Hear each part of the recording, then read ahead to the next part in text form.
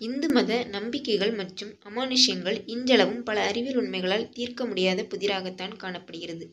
அப்படிப்பட்ட ஒரு இடம்தான் மகாராஷ்டிராவில் காணப்படும் ஹரிச்சந்திரகேஸ்வரர் கோயில். இந்த கோவில் 6ஆம் நூற்றாண்டில் கலாசுரி பேரரசரால் கட்டப்பட்டது.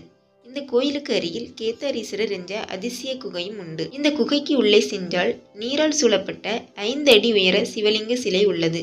அது மட்டுமல்லாது அந்த லிங்கத்தை பார்க்க வேண்டுமென்றால் தண்ணீரை கடந்துதான் லிங்கத்தை காண முடியும். சிவலிங்கத்தை சுற்றியுள்ள நீர் மிகவும் குளிர்ச்சியாக இருப்பதால் இதை கடந்து லிங்கத்தை அடைவது சற்று கடினமாகவே இருக்கும். மழைக்காலங்களில் குகைக்கு அருகில் கூட செல்ல முடியாது. சிவலிங்கத்தை சுற்றி 4 தூண்கள் உள்ளன.